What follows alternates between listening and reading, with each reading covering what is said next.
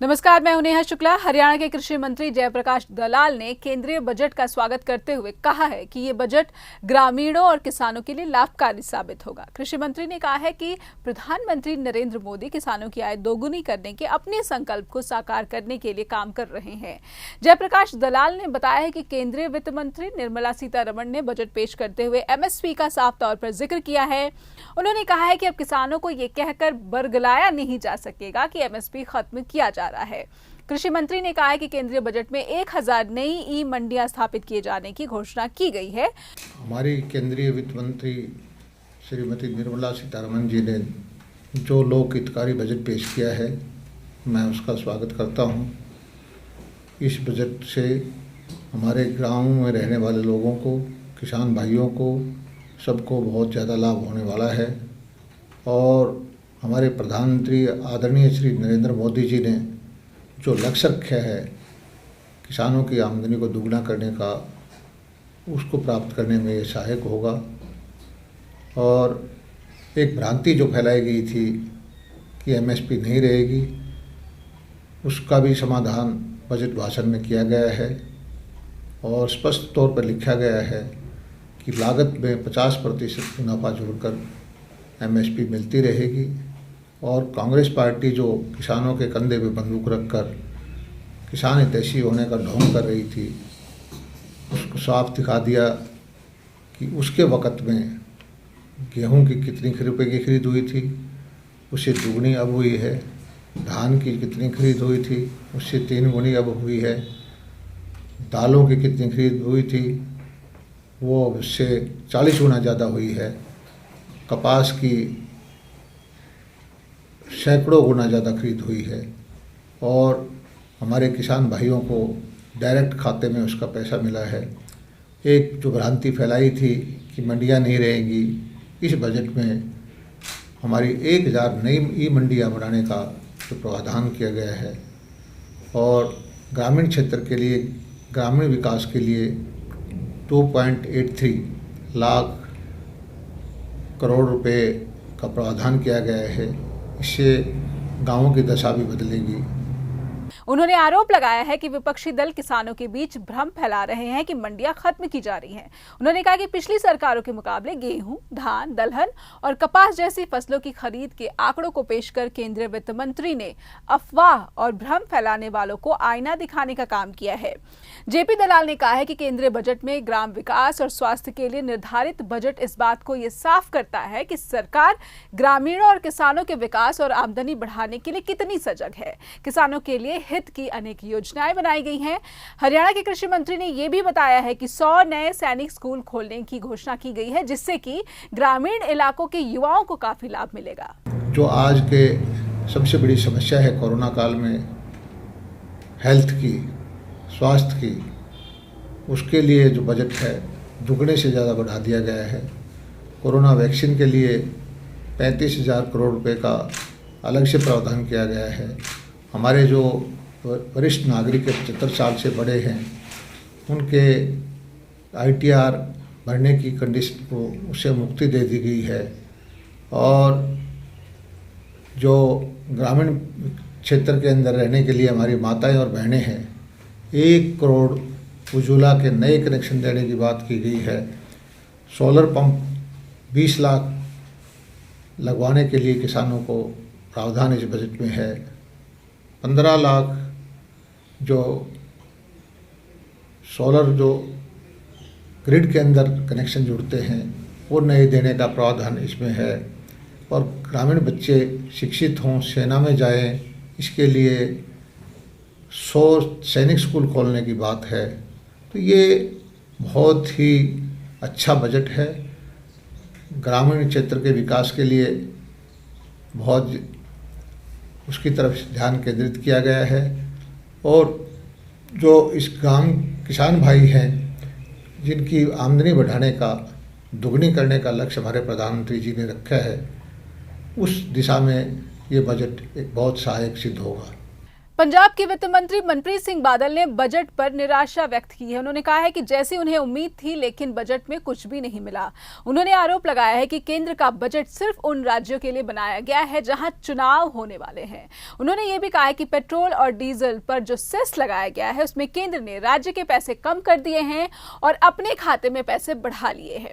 मनप्रीत बादल ने कहा कि पंजाब के किसानों को कुछ भी नहीं मिला है। जिथों तक स्टेटमेंट ऑफ अकाउंट का है और जो ਅਸੀਂ ਅਕਾਊਂਟਸ ਦੇਖਦੇ ਹਾਂ ਉਹ ਜਿਹੜੇ ਅਕਾਊਂਟਸ ਹੈ ਉਹ ਮੈਚ ਨਹੀਂ ਕਰਦੇ।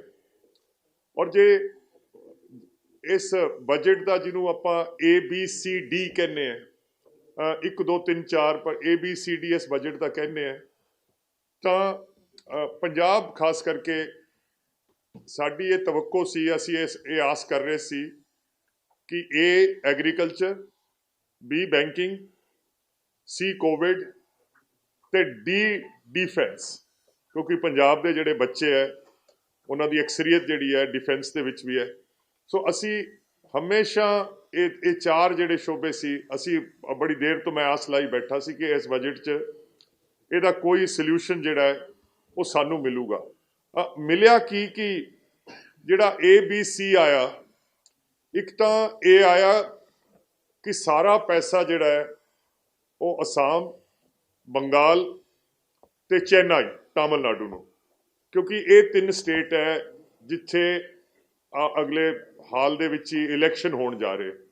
ਸੋ ਟੋਟਲ ਜਿਹੜਾ ਬਜਟ ਦਾ ਜਿਹੜਾ ਵਜ਼ਨ ਸੀਗਾ ਇਹ ਇਹਨਾਂ ਸਟੇਟਾਂ ਵੱਲ ਚਲਾ ਗਿਆ। ਔਰ ਤੁਸੀਂ ਜੇ ਪਦਮਾ ਸ਼੍ਰੀ ਜਿਹੜੇ ਇਸ ਸਾਲ ਦੇ ਜਿਹੜੇ ਅਵਾਰਡ ਆਏ ਆ, ਪਦਮਾ ਸ਼੍ਰੀ ਅਵਾਰਡ ਵੀ ਜਿਹੜੇ ਹੈ ਉਹਨਾਂ ਦੀ ਅਕਸਰੀਅਤ ਇਹਨਾਂ ਸਟੇਟਾਂ ਨੂੰ ਹੀ ਗਈ ਹੈ। ਔਰ ਜੇ ਮੈਂ मुख्तसर तौर पर, क्योंकि बहुत ही लंबी प्रैस कॉन्फ्रेंस नहीं करनी, कि एग्रीकल्चर बजट दे विच इजाफा जिहड़ा है वो महज 2% होया। बैंकिंग जिहड़ी है सानू ये आस सी कि जिहड़ी बैंकिंग दे विच कैपिटल इनफ्यूजन होनी सी वो तकरीबन 2 लाख करोड़ की रिक्वायरमेंट सी, पर 2 लाख करोड़ की बजाय सिर्फ 20,000 करोड़ उन्होंने कैपिटल इनफ्यूजन बैंकिंग दे विच कीती है। हैल्थ दे विच ਜਿਹੜੀ मैं कोविड की गल की आस सीगी कि और हैल्थ दे विच जिहड़ा टोटल बजट है पिछले साल के मुकाबले -10% चला गया। और डिफेंस जिहड़ा है वो महज 1% वधाया है। और जिहड़ा एग्रीकल्चर के नाल जिहड़ा जुड़दा है वो रूरल डिवेलपमेंट है। पिछले साल के बनिस्बत ऐतकी जिहड़ा रूरल डिवेलपमेंट है ये -34% चला गया। और मैं इस गल तो हैरान है कि बजट डॉक्यूमेंट जिहड़ा जो असीं पढ़िया उहदे च लिखिया है कि इस साल जिहड़ी साडी टैक्स की ग्रोथ आऊगी वो 22% आऊगी। हालांकि जो जिहड़ा इकोनॉमिक सर्वे लिखिया है, और इकोनॉमिक सर्वे च तुसीं पढ़िया होना है कि वो कह रहे सी कि इंडिया जिहड़ा डबल डिजिट ग्रोथ करूगा, 11% ग्रोथ करूगा। जे असीं उस नूं मन भी लैंदे हैं 11%, हालांकि 11% कई बार जिन्होंने फाइनैंस की ज़्यादा दिलचस्पी नहीं है तो 11% दरअसल पिछले साल -8% अपना GDP कॉन्ट्रैक्ट कर गया सीगा।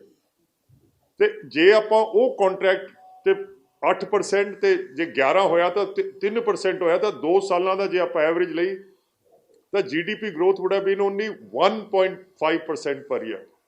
पर चलो आप इनू मन भी लईए कि 11% ग्रोथ जे इस वारी हो रही है। और ये नाल जे आप इन्फ्लेशन ला लीए 11 ते 4-5% इन्फ्लेशन 15%, जे इकोनॉमी थोड़ी 15% ग्रो कर रही है तो थोड़े टैक्स रेवन्यूज़ 22% किवें ग्रो कर सकते। तो मैनू ये जिहड़े इन्होंने फिगर दिते है इन्हां फिगर्स ते भी मैनू शक शुबा हैगा। ट्राई सिटी चंडीगढ़, पंचकुला और मोहाली के लोगों ने भारी तादाद में इकट्ठा होकर किसानों के समर्थन में रैली निकाली है। ये रैली सेक्टर 35 किसान भवन से शुरू हुई और सेक्टर 17 प्लाजा पर समाप्त हुई, जिसमें बड़ी तादाद में बच्चे, युवा, महिलाएं और बुजुर्ग भी शामिल हुए। किसानों के समर्थन में रैली निकाल रहे लोगों का कहना था कि 26 जनवरी के बाद ये दिखाया जा रहा है कि तिरंगे का अपमान किया है किसानों ने, लेकिन हकीकत में ऐसा नहीं है। तिरंगा देश की आन बान और शान है और रहेगा। और 95% पंजाबियों ने इसके लिए अपनी जान दी है वो कतई तिरंगे का अपमान नहीं करना चाहते। ये आरोप वो लोग लगा रहे हैं जो किसान आंदोलन को कमजोर करना चाहते हैं। से है कि जो तिरंगा है वो पूरे भारत में हमारे पंजाबियों ने जो 95% कुर्बानी दी है, उससे ज़्यादा मेरे हिसाब से तिरंगे के बारे में कोई नहीं समझ सकता। सेकंड जो है, जो हमारे किसान हैं, उन्होंने उनके जो बेटे हैं वो ही शहीद होकर तिरंगे पे लिपट के आते हैं। क्या हम तिरंगे की अपमान करेंगे? कभी ये पॉसिबल है? ये सब बीजेपी की चाल है और इसमें जो हमारे जो तथ्य हैं सामने आएंगे और कौन वो लाल किले पे गया, कौन कहाँ गया। सेकंड जो बात है कि जो हमारे निशान साहब की बात है, वो हम सिख रेजिमेंट में भी हमारे निशान साहब लगते हैं, तो कोई इतना निशान साहब को कोई इतना इशू नहीं है। झंडे का कभी अपमान नहीं हुआ। अब फोटो में सामने आ चुकी है कि झंडे का कोई अपमान नहीं हुआ। हम झंडे को मेरे हिसाब से औरों से ज़्यादा बेटर समझते हैं, उसकी इज्जत करते हैं। झंडा सिर्फ बीजेपी का नहीं है, झंडा सबका है। सो किसान एकता जिंदाबाद। ਇਹ ਸਾਡੀ ਕਿਸਾਨਾਂ ਦੀ ਯਾਤਰਾ ਉਹੀ ਹੈ। ਇਹਨਾਂ ਨੇ ਸਾਡਾ ਅੰਦੋਲਨ ਫੇਲ ਕਰਨ ਦਾ ਤਿਰੰਗੇ ਦੀ ਆੜ ਵਿੱਚ ਸਾਡਾ ਅੰਦੋਲਨ ਫੇਲ ਕਰਨ ਦੀ ਕੋਸ਼ਿਸ਼ ਕੀਤੀ ਹੈ, ਜਦ ਕਿ ਤਿਰੰਗਾ ਸਾਡੇ ਦਿਲਾਂ 'ਚ ਵਸਦਾ ਹੈ। ਸਾਡੀਆਂ ਅਸੀਂ ਕੁਰਬਾਨੀਆਂ ਦੇ ਕੇ ਤਿਰੰਗੇ ਨੂੰ ਚਲਾਇਆ ਹੈ। ਅੱਜ ਵੀ ਬਾਰਡਰਾਂ ਦੇ ਉੱਪਰ ਸਾਡੇ ਮੁੰਡੇ सैनिक साडे उत्थे कुर्बानियां दे के तिरंगे विच लिपट के रोज पंजाब जांदे ने। कोई गुजरात नहीं जांदा, गुजरात एक भी शब्द नहीं आंदा किसी फौजी का। किन्ना दे आंदे आ पंजाब हरियाणे, अपने साडे जवान बच्चों दे आंदे आ और इसे तिरंगे विच लिपट के आंदे आ। तिरंगे दी असीं उन्नी इज्जत करने आ जिन्नी असीं अपने निशान साहब दी करने आ। चंडीगढ़ पीजीआई में देश के पहले इम्यूनिटी क्लिनिक का शुभारंभ किया गया है। इस क्लिनिक में गरीबों के इलाज के साथ साथ पूर्ण आवास की भी व्यवस्था की गई है ताकि दुर्घटनाग्रस्त मरीज को कोई परेशानी न आने पाए। चंडीगढ़ पीजीआई निदेशक प्रोफेसर जगत राम ने कहा है कि इस क्लिनिक में सबसे पहले मरीज के क्षतिग्रस्त अंग का इलाज किया जाएगा। उसके बाद उसे डॉक्टर्स की देखरेख में रखने के साथ साथ फिजियोथेरेपी, काउंसलिंग और बाद में अन्य सुविधाएं उपलब्ध कराई जाएंगी। इस क्लिनिक के संचालक का जिम्मा पीजीआई के हड्डी रोग विभाग के पास रहेगा। डॉक्टर ढिल्लों ने कहा है कि पीजीआई के एडवांस ट्रॉमा सेंटर में हर साल लगभग 300 ऐसे मामले आते हैं, जिसमें से लगभग 125 मरीज ऐसे होते हैं जिनके हाथ पैर काटने पड़ते हैं और ऐसे मरीजों को नए क्लिनिक से काफ़ी सुविधाएं मिल पाएंगी। इस तरह से काफ़ी सारे इसमें डिपार्टमेंट इन्वॉल्व हैं और हम तो चाहेंगे कि एक ही रूफ के या मतलब पीजीआई में सारी फैसिलिटीज़ इन पेशेंट्स को मिलें जिनका एम्पुटेशन होता है, क्योंकि ये तो बहुत पेनफुल प्रोसेस होता है। किसी की जैसे टांग कट जाती है या बाजू क्रश हो जाती है तो ये बहुत बड़ा पेनफुल होता है। तो इसमें जो पेशेंट के लिए सब कुछ करने के लिए जो ज़रूरत पड़ती है उसको ऑर्गेनाइज किया गया है और हम लोग पीजीआई की तरफ से चाहेंगे कि जितने ज़्यादा से ज़्यादा मरीज़ है वो फ्री हम लोग उनको कर सकें और उसके बाद में जैसे उनके रिहेबिलिटेशन के लिए जैसे आर्टिफिशियल लिम्ब है या उसका भी हम लोग उसकी भी हम तैयारी करें। और पंचकुला पुलिस की क्राइम ब्रांच ने बाइक चोरी के आरोप में 2 लोगों को गिरफ्तार किया है। पुलिस थाना चंडी मंदिर में इन आरोपियों के खिलाफ पुलिस ने धारा 389 411 के तहत मामला दर्ज किया है। गिरफ्तार किए गए आरोपियों की पहचान विशाल कुमार पुत्र स्वर्गीय रुलदा राम वासी रायपुर रानी पंचकुला और अजय कुमार पुत्र रमेश कुमार वासी नारायणगढ़ के रूप में की गई है। सेक्टर 26 की पंचकुला क्राइम ब्रांच की टीम को ये सफलता तब हाथ लगी जब रामगढ़ की तरफ से आ रहे एक मोटरसाइकिल पर सवार दोनों आरोपियों ने पुलिस को देखते ही भागने की कोशिश की, लेकिन पुलिस की टीम ने आरोपियों को काबू कर लिया। पूछताछ में पता चला कि आरोपी चोरी की मोटरसाइकिल चला रहे थे। ये कल शाम को 30 को चोरी की बाइक थी, इस पे आ रहे थे, बेचने की फिराक में थे, बेचने के लिए जा रहे थे। दौरान लाइट व्हीकल चेकिंग इनको रोक कर चेक किया गया, जिनको कोई कागजात नहीं थे। पूछने में लगता है कि चोरी की मोटरसाइकिल के एरिए से करी थी और बेचने के लिए मोटर मार्केट मनी माजरा वगैरह में इधर जा रहे। अभी रिमांड तो जुडिशियल लिखा जा रहा है। अभी पूछताछ में इनका भी कुछ सामने अभी तक आया नहीं है जी, पेश कर रहे हैं।